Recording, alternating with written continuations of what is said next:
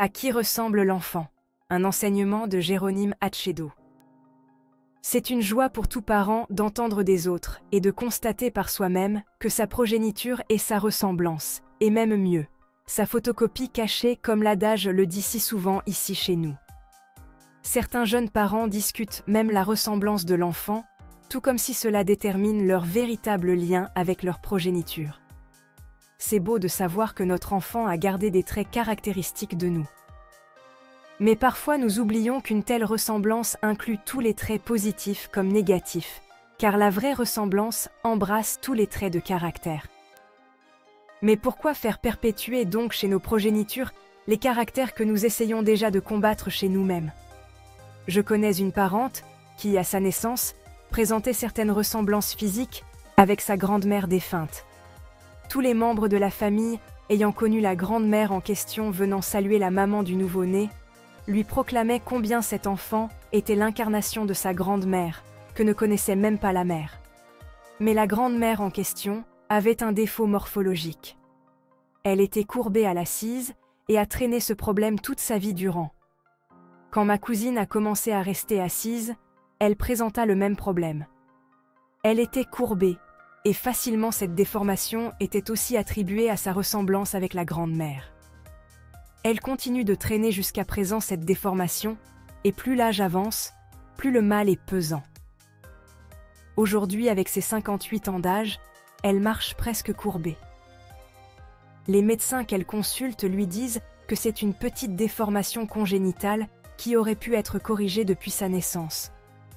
Mais hélas, tout a été collé à une ressemblance même dans le mal, et donc négligé ou même ignoré. Combien d'enfants sont ainsi condamnés par ignorance à traîner sur eux un mauvais caractère ou une mauvaise morphologie qui pourtant aurait pu être corrigée, ou tout au moins aurait pu être essayée d'être corrigée? Mais au lieu de chercher à solutionner le problème, nous l'entretenons en lui donnant une origine et une raison, et nous nous en déclarons des impuissantes victimes. Nous oublions très vite que la pensée que nous avons de nos progénitures forme leur individualité, et ceci est tout à notre avantage en tant que parents, mais malheureusement, nous ne savons pas en faire usage. Si au lieu d'accepter et d'entretenir des pensées destructrices sur nos enfants, nous les confions à celui à qui appartiennent toutes choses, nous leur ferons tout le bien de ce monde.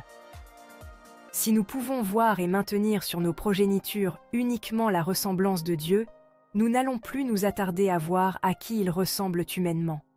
Nous ne rechercherons plus en eux des traits physiques ou moraux de ressemblance humaine, mais nous allons simplement et toujours fixer nos regards sur les qualités divines qui sont les leurs par nature. Nous allons les voir comme Dieu, alors nous nous entendrons apprécier uniquement en eux le divin caractère que nous arrosons ainsi par le maintien de ces caractères dans nos propres pensées. Et puisque nos pensées en tant que parents façonnent d'une manière et à un certain degré l'individualité de nos progénitures, nous commençons à voir manifestes chez nos enfants ces qualités divines que nous chérissons. Voyez-vous avec moi la nécessité de penser la vérité au sujet de nos enfants? Au lieu de penser « cet enfant me ressemble », ressemble à son grand-père, à sa grand-mère ou à un quelconque membre proche ou éloigné de la famille, nous devons plutôt penser « cet enfant est la parfaite ressemblance de Dieu.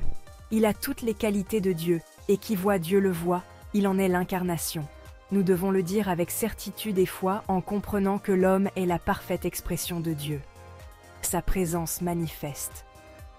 Et quoique l'enfant présente de caractéristiques contraires à ce que nous pouvons connaître de Dieu, nous ne devons pas laisser ces caractéristiques influencer notre conception sur son identité réelle. La bonne nouvelle est que lorsque cette vision de l'homme est maintenue sur l'enfant, ce dernier commence à la manifester et le fait dans la mesure de notre compréhension et de notre attachement à la vérité, car la vérité a un pouvoir qui la rend manifeste dans notre existence de l'homme. L'homme est la ressemblance de Dieu et uniquement de Dieu. Il est parfait, complet, harmonieux, intelligent, sage, beau, saint, heureux et plein de vie. Laissons l'homme à Dieu. Maintenons le lien entre Dieu et l'homme comme seule origine ou source, et fidèles rejetons de cette seule origine. L'homme émane de Dieu et de Dieu seul. Il est sa parfaite ressemblance et porte de lui toute qualité et caractéristique. Réjouissons-nous de la pureté et de la perfection divine qui caractérisent nos progénitures. C'est la vérité sur l'être de tout homme. N'oubliez pas de vous abonner à notre chaîne pour plus de contenu inspirant. Merci de nous suivre.